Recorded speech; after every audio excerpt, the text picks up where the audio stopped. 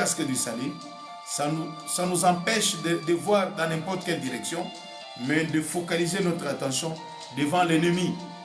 Et notre ennemi là, c'est la chair. Le salut m'a beaucoup délivré de l'impudicité, de l'immoralité, de la violence, de la chair. Parce que la Bible dit, quiconque est né de Dieu ne pratique pas le péché. L'abandon du péché n'est pas le fruit, ce n'est pas le résultat des efforts humains, non. C'est le fruit de la sanctification du Saint-Esprit dans l'homme. Lorsque tu es sauvé, rempli du Saint-Esprit, automatiquement le Saint-Esprit produit le fruit par sa plénitude. Il produit le fruit, la patience, la maîtrise de soi, la tempérance, la paix, la joie, la fidélité, la bienveillance. Vous allez voir que ce n'est pas le fruit, le salut, ce n'est pas le fruit de l'homme. On est sauvé par la grâce. Et le salut nous délivre du péché. Celui qui est né de Dieu ne pratique pas le péché. Il peut tomber dans le péché involontairement, mais il va vite arranger sa situation avec Dieu. Il ne vit pas comme un mondain, un pécheur. Non. C'est ça ce qu'on appelle l'arme efficace contre la chair. Parce que Jésus, en nous sauvant, il nous donne aussi son esprit. Son esprit, c'est comme un agent antiseptique. Les péchés sont des microbes. Les œuvres de la chair que nous venons de citer, l'impudicité, la jalousie, l'animosité, la magie, les sectes, les divisions, l'impureté, l'impudicité. Ces choses-là sont des microbes, sont des bactéries spirituelles, des virus. Mais le Saint-Esprit, je vous avais enseigné, lorsque j'enseignais sur le Saint-Esprit, c'est un agent de Dieu, un agent antiseptique qui tue les microbes-là. Le Saint-Esprit est un agent antioxydant. Vous savez, les péchés comme les cancers, hein? Les antioxydants, comme le fruit par exemple, lorsque vous en prenez, qui sont riches en vitamine E, vitamine C, et ils sont puissants pour protéger. Leur rôle, c'est protéger, préserver, et même préserver les cellules contre les tumeurs, les cancers. Alors le Saint-Esprit vient pour mettre fin à la multiplication des péchés dans la vie de quelqu'un. Mettre fin au cancer du péché dans la vie. Donc les saluts avec le Saint-Esprit, ça vient donner le moyen de vaincre la chair. Donc deuxième moyen, là je disais que c'est le Saint-Esprit. Marcher, être sous l'influence. Deuxième moyen, comme nous dit Galates 5, verset 16. Marchez selon l'Esprit, soyez orientés par l'Esprit. Être rempli du Saint-Esprit, c'est-à-dire quoi? C'est être orienté par le Saint-Esprit, être imprégné par le Saint-Esprit, être influencé par le Saint-Esprit. Et si tu es rempli du Saint-Esprit, la plénitude du Saint-Esprit est une antidote contre la chair. Cela peut vaincre les désirs de la chair, les désirs de la pornographie, les désirs de l'impudicité, les désirs de l'immoralité, les désirs des insultes. Le Saint-Esprit, c'est le deuxième moyen. Premier moyen, le salut. Deuxième moyen, la plénitude du Saint-Esprit. Troisième arme contre la chair, la justice. C'est la cuirasse. Lorsque tu veux mener une vie juste, tu te donnes la discipline, comme l'apôtre Paul dit, je traite durement mon corps, je le tiens assujetti, pour que je ne puisse pas manquer le prix de ma course, la couronne. Il donne l'exemple d'un sportif, un boxeur, un athlète. Il doit traiter durement son corps, le soumettre à des rudes épreuves pour qu'il soit capable de gagner la compétition. De même, la justice de Dieu nous donne, il n'y a que la notion de la justice qui nous enseigne la notion de la récompense et de la punition. Comment est-ce qu'on peut pratiquer la justice de Dieu dans sa vie? On pratique la justice par une morale rigoureuse, par une discipline. Par exemple, quelqu'un qui veut vaincre la chair, les désirs de la chair, doit se discipliner dans sa lecture. Il ne doit pas prendre n'importe quel type de lecture. il devra savoir choisir ce qu'il doit lire, les programmes à suivre à la télévision, ne pas avoir des relations très rapprochées avec la mauvaise compagnie. Il doit éviter la mauvaise compagnie. C'est de la justice de Dieu que nous ne puissions pas nous mélanger avec les pécheurs, vivre sous le même joug avec les infidèles. C'est une façon de vaincre le péché dans notre chair, dans notre nature pécheresse. Là, c'est la justice, la discipline, la sanctification et marcher, avoir des principes. Un homme de Dieu doit marcher selon les principes bibliques. Par exemple, mon père spirituel m'avait enseigné, mon fils, si tu veux tenir longtemps dans le ministère, évite un rapprochement émotionnel avec les femmes, même les fidèles de l'église. Il ne faut pas trop vous familiariser au point de faire des visites ensemble avec une femme. Oh, maman présidente, oh, maman des groupes de... Vous êtes des hommes, vous avez des hormones. Parce que vous touchez tout le temps les pôles, hein, la charge positive et la charge négative. Il y a des intercelles et ça peut provoquer une flamme de feu. Et la Bible appelle l'impudicité la flamme qui peut embraser toute une vie. Alors, vous devez être discipliné. Quatrième moyen qu'il faut utiliser pour vaincre la chair, la vérité, la ceinture de la vérité. Vous savez que vous ne devez pas vous tromper vous-même. Vous devez regarder la vérité en face. Vous vous dites que je connais ma nature. Par exemple, en ce qui concerne les péchés sexuels. Si je peux regarder de telles revues ou de lire de tels livres en tant que jeune homme célibataire et chrétien, ça peut me tenter de tomber même dans la masturbation ou dans l'immoralité sexuelle. Alors, séparez-vous de tout matériel. Vous devez vous dire la vérité, parce que la vérité a franchi. Vous devez savoir que je suis faible dans tel domaine. Reconnaître sa faiblesse, ce n'est pas une faiblesse, c'est une force. Tu te dis que moi, je suis prompt à la colère. Je me fâche facilement. Lorsqu'une discussion veut éclater, quittez les lieux. Prends congé de ces gens-là. Après, fais un tour et tu reviendras.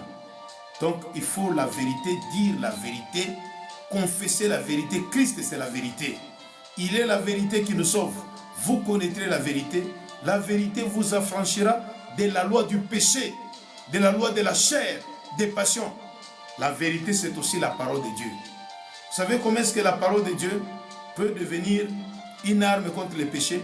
Là, je touche directement. Cinquième arme, l'épée de l'esprit, la parole de Dieu. Vous savez, dans la Bible, dans Psaume 119, verset 11, David dit ceci: Seigneur, je serre ta parole dans mon cœur, la parole de la loi de Moïse. Je la médite, je la mémorise, je la garde dans mon cœur, afin de ne point pécher contre toi.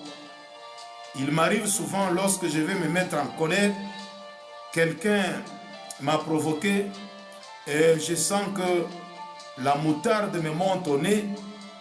Je me rappelle d'un passage biblique et là, toute la pression de la colère tombe. Voilà pourquoi il faut lire. La Bible dit dans Psaume 1, « Heureux l'homme qui ne marche pas selon les conseils des méchants, mais qui trouve son plaisir dans la parole du Seigneur, qui la médite jour et nuit, pour agir fidèlement selon tout ce qui est écrit. » Josué 1, verset 8 aussi dit quoi? Que ces livres de la loi, la Bible, la parole de Dieu, ne s'éloigne point de ta bouche. Tu dois la méditer, la lire, la méditer jour et nuit pour agir fidèlement selon ce qui est écrit, la mettre en pratique. C'est alors que tu auras des victoires, du succès dans tes entreprises, dans ta marche chrétienne. Ça, c'est le cinquième moyen pour tuer la chair. Sixième moyen que Dieu nous donne pour tuer la chair, nous devons avoir les ailes de l'évangile, c'est-à-dire la consécration à l'œuvre de Dieu. Vous savez que nous pouvons tuer le péché, la nature pécheresse en nous totalement, juste en nous donnant totalement à l'œuvre de Dieu. Lorsque je vois que je suis tellement pris par l'œuvre de Dieu, Imaginez, je dois préparer le message, je dois enseigner, je dois aller prier pour des gens. Je n'ai même pas le temps de pratiquer les péchés. Donc la consécration à Dieu.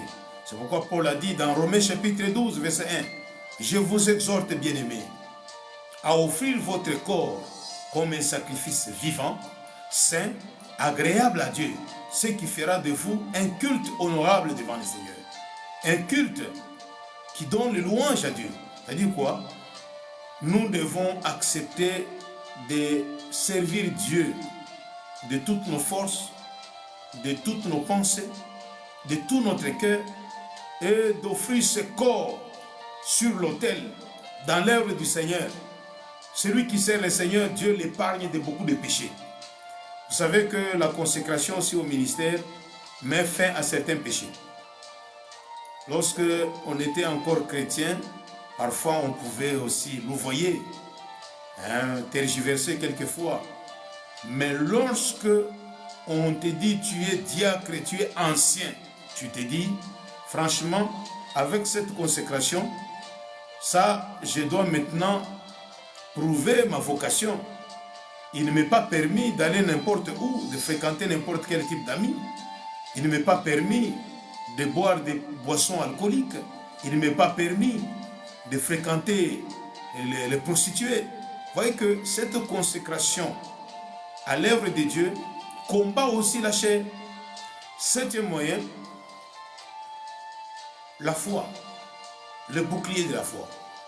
C'est que le bouclier de la foi, c'est une arme qui nous protège contre les flèches, contre les tentations de l'ennemi. Celui qui a la foi de vaincre la chair, il doit savoir éviter certaines circonstances. Par exemple, moi j'ai toujours dit l'amitié, j'ai dit même à mes filles, l'amitié sincère entre filles et garçons n'existe pas. N'accepte pas que ta fiancée puisse avoir beaucoup d'amis. Ton fiancé, ton garçon, oh c'est mon ami. Non, c'est une proie en attente. Ils se trompent eux-mêmes parce qu'ils sont en train de chercher l'occasion et l'opportunité va se présenter un jour. Ils vont la saisir aux cheveux, ils vont commettre les péchés. L'amitié entre filles et garçons n'existe pas. Méfiez-vous.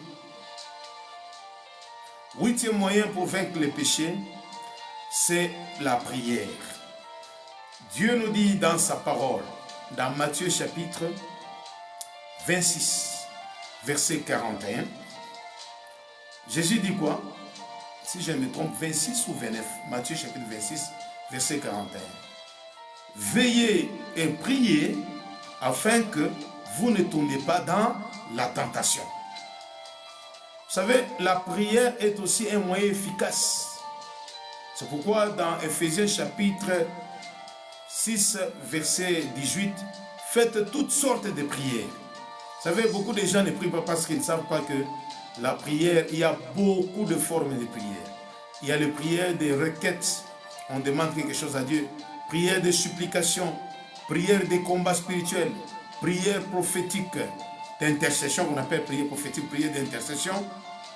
Vous pouvez intercéder pour certains défauts. Seigneur, aide-moi. Seul, je ne peux pas. Je me souviens au début de ma foi, c'était difficile à moi d'abandonner mes copines. Je trouvais que non, ça ne se ferait pas. J'ai prié, j'ai gêné, j'ai pleuré, Seigneur. Pourquoi je suis faible dans ce domaine? Parfois même, tu as tendance à éviter. Aujourd'hui, j'approche dans les cinquantaines.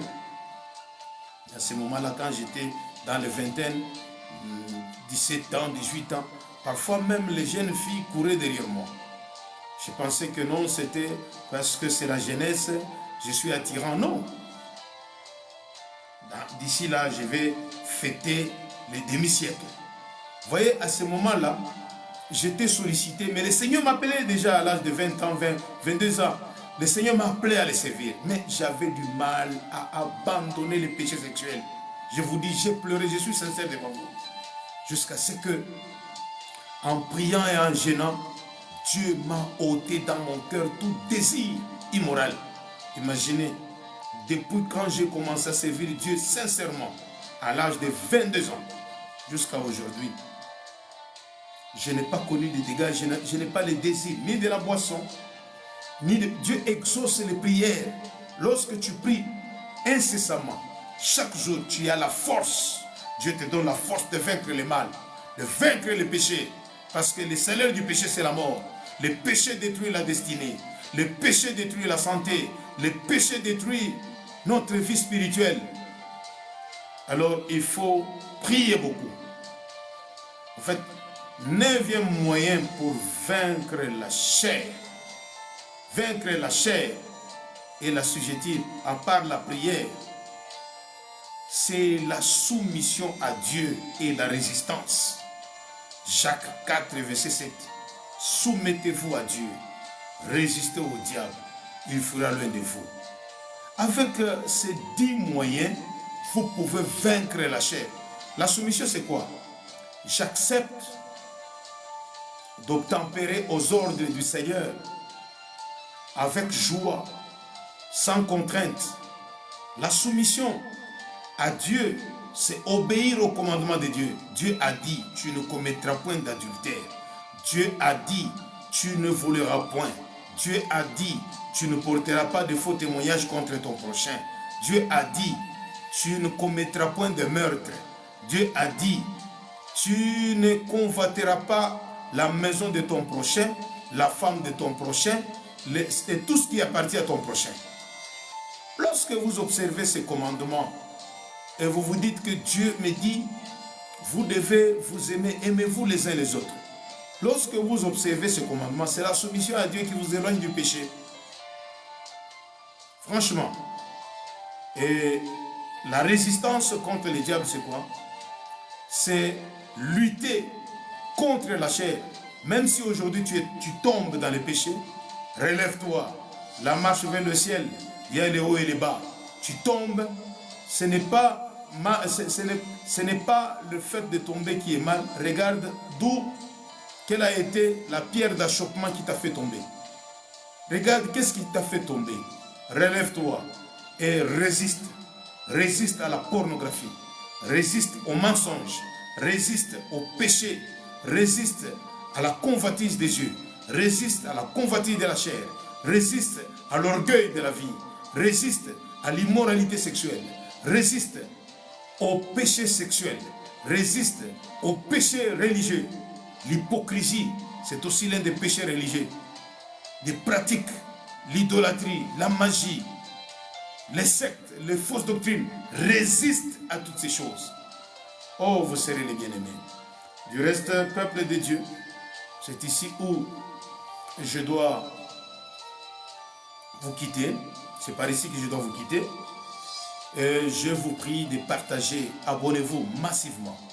Abonnez-vous. Je vais avoir plus. On est dans plus de 4000, mais on va aller dans 10 000. 10 000 membres. Je vous prie. Surtout, ne soyez pas égoïstes. Je vois des hommes de Dieu. J'ai des docteurs. Je vois des créatures, des serviteurs de Dieu. Ce n'est pas mal si vous vous abonnez dans mon groupe pour suivre, que vous soyez vraiment au fil de l'actualité de tout ce que nous publions. Je vous prie de commenter, de partager. Cela va encore nous stimuler. Vous savez ce qui me pousse à faire des vidéos? C'est lorsque vous me suivez, je ne prêche pas dans les déserts. Et lorsque vous partagez, en tout cas, je serai très content. Soyez bénis, soyez bénis, soyez bénis. Je vais prier. Nous allons nous séparer par la prière. Père Céleste, je te prie pour ton peuple. Je sais qu'ils ont écouté la parole. Il y a beaucoup, peut-être, certains d'entre eux ont soif de te plaire. La Bible dit que les affections de la chair ne saurait pas plaire à Dieu. Pour cette raison, Paul a connu cette expérience. Il a dit, le bien que je vais faire, je ne le fais pas. Le mal que je hais, voilà ce que je fais. Parce que la loi de la chair habite en moi. J'aimerais que tu commences déjà à déboulonner, à démonter la chair. Les passions de la chair, les convoitises charnelles, les convoitises mondaines, les péchés sexuels, les péchés collectifs, les péchés relationnels, les jalousies, les colères, les animosités. Seigneur, c'est possible de vaincre le diable avec toi, de vaincre la chair avec toi. Nous devons faire périr la chair au nom de Jésus. Amen.